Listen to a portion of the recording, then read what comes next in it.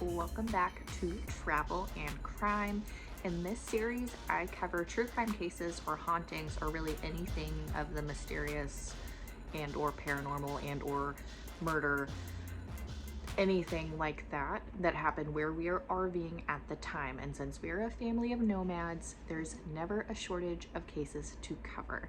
So thank you so much for clicking on this video, and you will not believe what happens in the case I'm covering today. Okay, do you hear that sound? This is RV life. That is our washer on spin cycle. It's like an earthquake. We live in a 44-foot fifth wheel, so.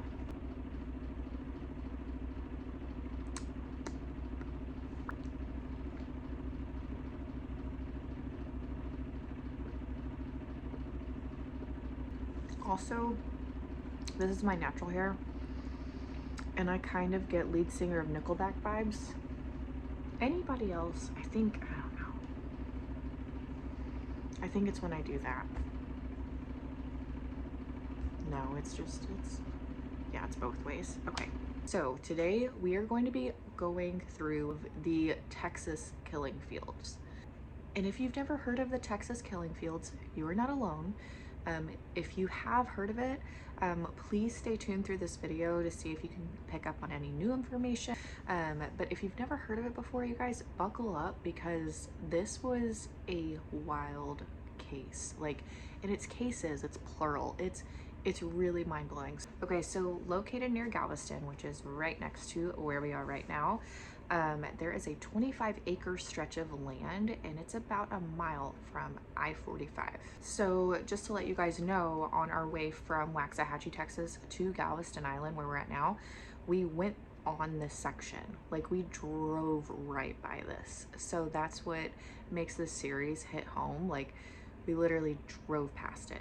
And bordering the Calder oil field in Lake City, Texas, there's this area, and it's relatively remote, but back in the 1970s when this case begins, it was a lot more desolate. It was a lot more isolated. Definitely not as built on as it is right now. So starting in like the 1990s, it really started to kind of pick up, and you know, development started happening, but pretty slowly. But right now, present day, there's actually some housing developments popping up, and it's just more of a busy area. But especially back in the 1970s, which is where we're about to go into, where this case begins, this area, the Texas killing fields, was just a really isolated area. And that is the reason so many investigators believe that it's such a heavy dumping ground for bodies, and it's such it was such a busy area for crime in general, because criminals could literally go there and either commit the crime there and leave the bodies, or they could commit the crime elsewhere and dump a body there, and who's going to know? You know, there's nobody nearby, no witnesses. And back in the 1970s, you know, there were much less developments around. It was really just this open field. I mean, there's nothing, you know, there's no paved roads leading to it. There's a really good chance that no one was ever going to see the body that was dumped there. So it was, in theory, the perfect area to get away with murder. In the Texas killing fields, which again is that big stretch of land between Galveston and Lake City, Texas, it's the 25 acres. What makes this area, again, so perfect to get away with murder, especially in the 1970s, was the area is actually split off into different jurisdictions. So it's not like, you know, there's a murder that happened right here in this field and it's automatically, you know, with this police department. No, if it happened in this area, then it goes to this police department, this area, it's a different jurisdiction, and so on. And so when a murder would happen, especially back in the 70s, when, you know, technology and communications were not what they are today, you're going to have a lot of miscommunications. You're going to have a lot of muddling of a case. And so that, again, I think that really contributed to how messy this all gets. Since the 1970s, 30 bodies have been uncovered in the Texas killing fields, and some were found pretty quickly after their murder, but some unfortunately weren't found until a couple of years ago, which is just mind-blowing. A lot of these women had similar features as well, so all kind of shared this similarity in physique or hairstyle. A lot of them did share this connectivity of appearance. These killings began in the 1970s and they appeared to stop in 2006. So from the 1970s until 06, there were 30 bodies, mostly women and young girls, uncovered in this Texas killing field area. And investigators do believe that bodies stopped being dumped there or crimes stopped being committed there in general because the area was being way more developed. You know, it's like people weren't going to go to a busier area to commit these things or dump bodies where a witness could potentially see them and turn them in. So that is their theory as to why the killings had stopped in 06. I mean, I'm thankful for the developments that have popped up in that area to stop this craziness, but 30 bodies, 30. And something to add to that is in the true crime community, this place has gotten a lot of notoriety and it's got a lot of people who come by. There are different memorials there for several of the victims. People do go and visit. There's paved roads and development. So this area just is not ideal in theory for a killer to dump a body or commit a crime anymore. So now we're going to go into what is believed to be the first victim that was found in the Texas killing fields. And her name was Collette Wilson. Colette was 13 years old and she was thought to have been abducted at an intersection in Alvin, Texas. Colette had some sort of school activity. I think it was a band concert or something of that nature, band practice or some sort of musical activity that she just had finished, and her music teacher was dropping Colette off, and he actually dropped her off at this intersection and her mother was meeting her there. So the music teacher ends up dropping Colette off in this intersection, which doesn't make a lot of sense to me. Like when I think intersection, that in my mind doesn't make a lot of sense, but I'm assuming that this was like a sidewalk area at an intersection or something. I don't know. I'm hoping he didn't just drop her off like in the middle of the, okay, but I'm not sure. So this music teacher drops Colette off. So Colette's mother was coming to pick her up, and literally Colette was thought to have been there for only 5 minutes before she was abducted. 5 minutes. So this killer had to have been lurking somewhere and just jumped on this opportunity. You know, 5 minutes after that music instructor drops Colette off at that intersection, you know, Colette's mother gets there to that spot and is looking for her, but Colette's nowhere to be found. They had this kind of agreement where if Colette was ever like left alone or like her mom was ever late to pick her up from something, she would walk to her nearest friend's house. And so her mom, you know, gets to this intersection and Colette's not there, but she didn't freak out right away. She knew, you know, she had just been there 5 minutes ago, so she must have just walked over to her nearest friend's house. Colette's mother starts her drive over to Colette's friend's house, and when she gets there and discovers that Colette is not there with her friend, she never showed up, she never walked there, her darkest and deepest fears actually became reality at that time. Here's Colette's mom, you know, going from this innocent night of just picking up her daughter and then thinking that her daughter walked to a friend's house to, my daughter is missing, she is gone.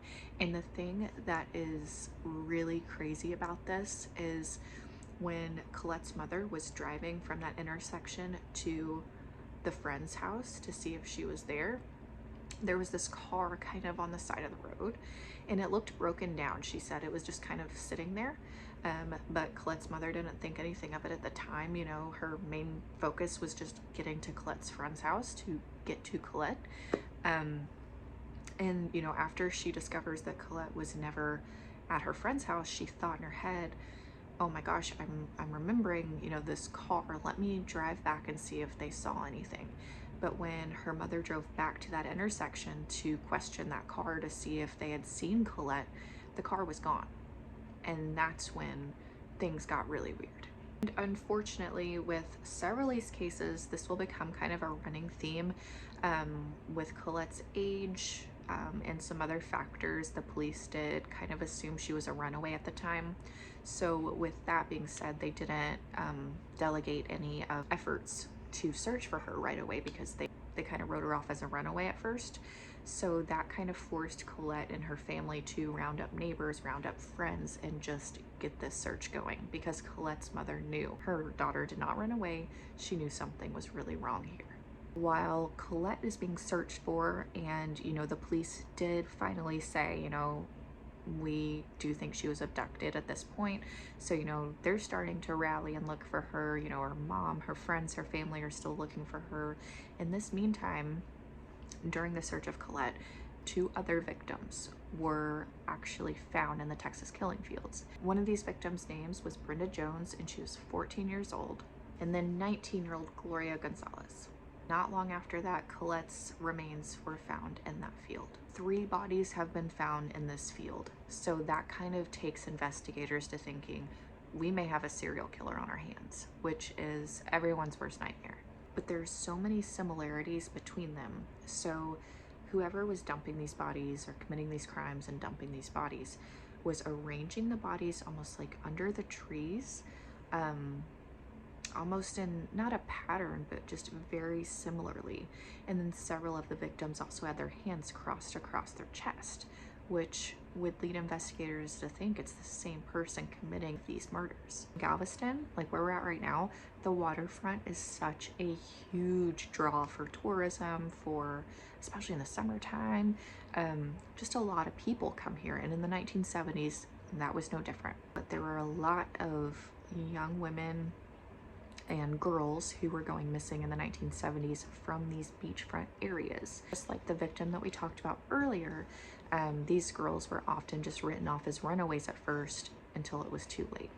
Sharon Shaw and Rhonda Renee Johnson were 2 of the 4 surfer girls, as they were dubbed in several articles, yet disappeared from the beach. 2 friends were going to enter high school the next school year, so they were just spending the summer hanging out and whatnot, and they vanished.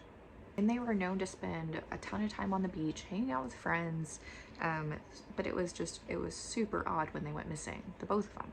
Now, I know this was so much more common back in the 70s. It's not common today, but these 2 friends were hitchhiking, and they were known to have done this before. A lot of people did.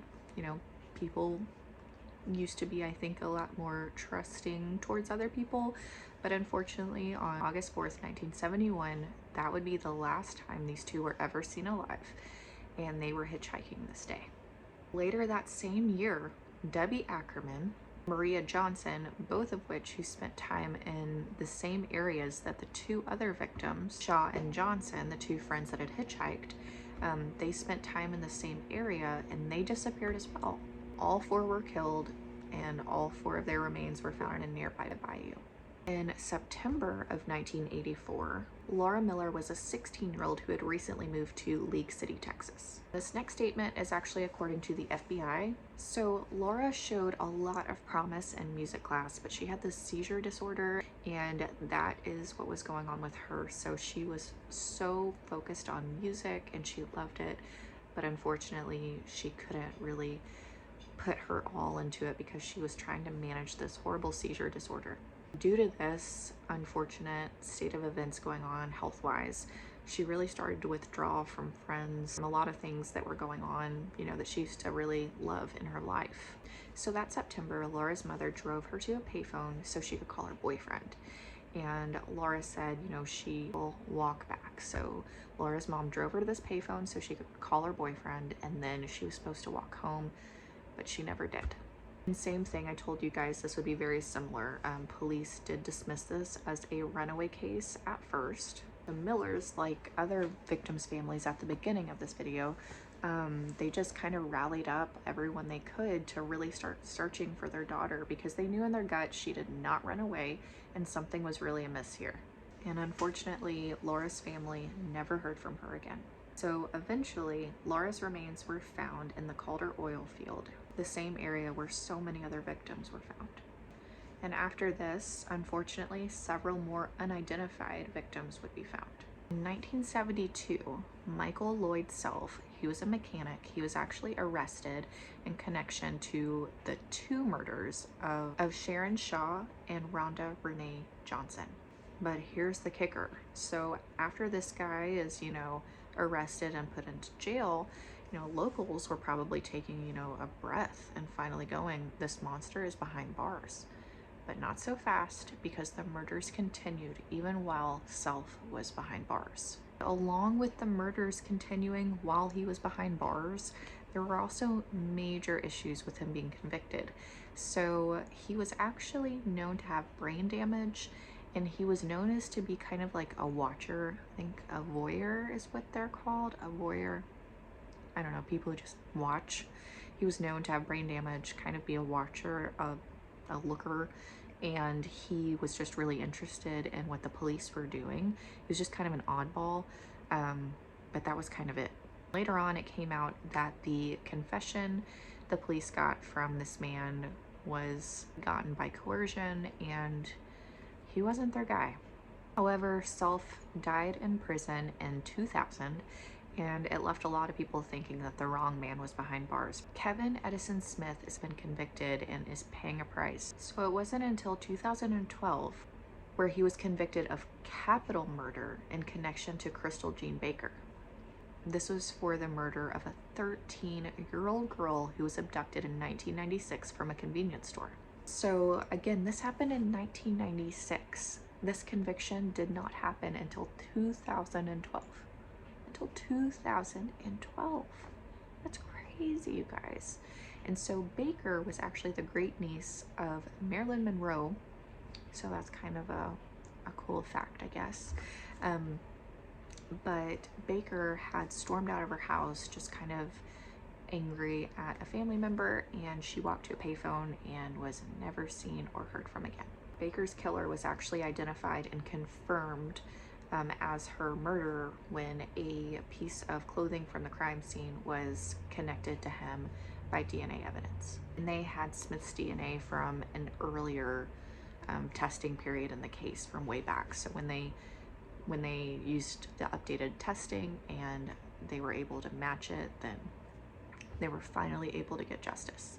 Smith admitted to it. He was connected via DNA, and when questioned, he did admit to abducting and killing her and leaving her remains under a bridge. And then, of course, investigators, they got this confession. They finally had a confirmed link to one of the Texas Killingfield murders. So with this information, authorities started really questioning Smith. They wanted to ask him questions about another unsolved murder where remains were found in the Texas killing fields. A lot of the victims in the Texas killing fields, when they were recovered, they were identified pretty quickly, but there were some that either took years and years and years, some that took longer than others, and there's one victim whose remains could not be identified at all. However, there was a blue class ring, and that is all the police had to go on. And this victim has been dubbed Princess Blue. So this victim's remains were reportedly uncovered by a local man just on a walk in 1990. This class ring was linked to Robert E. Lee High School, and that was near Houston, and it had the year 1975 inscribed on the side. But however, here comes another hurdle. While they were going and really looking at these remains, investigators found that it was very unlikely that this victim had graduated in 1975. And as of 2021, this victim's remains are still unidentified. So nothing further came of questioning Smith. However, as decades are passing and science and technology really progress, investigators are able to get more of these identities confirmed. So two victims in particular, so there was a Jane Doe and then who they called Janet Doe. They were finally identified in 2019. So these two victims were identified as Aubrey Lee Cook and Donna Prudhomme. And this was all done via DNA testing. And according to the Washington Post, this was just so groundbreaking and huge, and it just really shows the significance of DNA analysis. So now these two unidentified victims finally have a name. And Cook was a 30-year-old mechanic who had just moved near Houston for work and had last contacted her family in 1985. And Prudhomme was a mother of two. She was last seen in the summer of 1991. So even though technology and the progression of science is really helping investigators start to pin down the names of victims and identify those victims who had previously been unidentified, the names of perpetrators is so hard to pin down. And even though there's been one positive link, that one positive connection where the man, had confessed to the murder, other than that, there is nobody paying the price for these horrendous murders. So there's one man who has received a lot of attention for a possible connection to some of these murders. In the 1990s, Edward Harold Bell was serving a 70-year sentence for murder. And from his prison cell, he claimed that he murdered 11 girls linked to the Texas killing fields. And he referred to these 11 girls as the 11 that went to heaven. So creepy. People are so creepy. And not only that,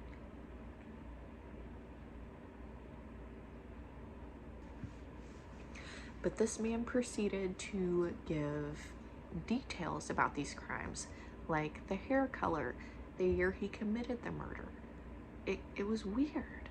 Bell died in 2019, which left investigators, with more questions than answers and very little concrete evidence to confirm Bell's story. And investigators didn't know if Bell was being serious when he was, giving these confessions, or if he just wanted more attention, which unfortunately happens often with people just wanting attention for weird things, because people are weird. But he's since died. So in 2019, he died, and a lot of the DNA evidence that could have confirmed some of his stories has since just been lost or distorted in a way where there's really no way to confirm anything he said. Now, before he died, though, in 2019, Bell did leave behind a letter for investigators, and this letter noted some really crazy details that eerily lined up with several of these murder cases. So if he did do it, and I'm kind of torn on it, I know that a lot of times people do falsely confess to things for attention because, I don't know, it's this weird thing, but his letter that he left behind with details that matched up perfectly and the 11, it kind of seems like maybe he did do it, and part of me hopes he did just because he served time in prison, so at least whoever committed several of these murders wasn't, running around. At least somebody paid a price, but there's just no way to know. I know that I did just kind of a surface level dive on this case. I've been recording for a little over an hour now, so it's a rabbit hole. I mean, I could talk for days on it. I am going to link several articles down below, so you can kind of see what you think and read different perspectives. There is a movie called The Texas Field Murders or The Texas Field Killings. I can't remember, but I'm going to link that movie down below. It came out like a decade ago. Again, not sure how I didn't know about this case. There's like movies about it, literature about it, podcasts about it, and But the thing that freaks me out the most is if Bell didn't do it, or if he didn't commit several of them, and nobody else paid a price. So I mean, if there's even one person still out there who committed even one of those murders, I mean, I'm so close to where it happened. And it freaks me out. I don't know. Like, I'm not afraid of the paranormal. I'm afraid of crazy people. You know what I mean? Like, crazy people, like serial killers, they freak me the hell out.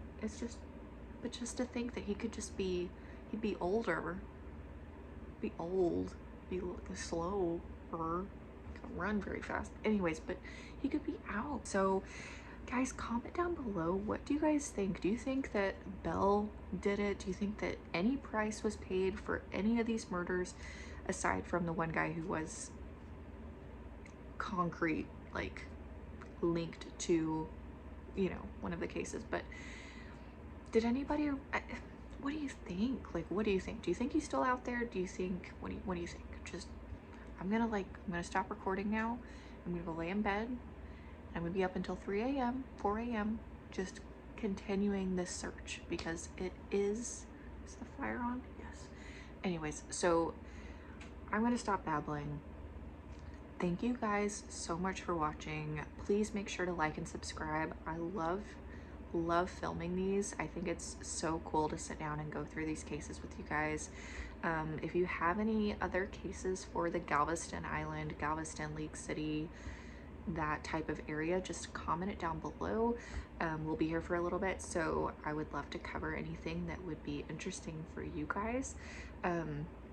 Again, leave your thoughts down below. I'd love to converse and kind of toss ideas back and forth because this is one hell of a case, or cases. It's just huge. It's so crazy. I can't believe I didn't know about it. But anyways, you guys have a wonderful and safe day. I hope you guys enjoyed this video, and I'll catch you guys in the next one.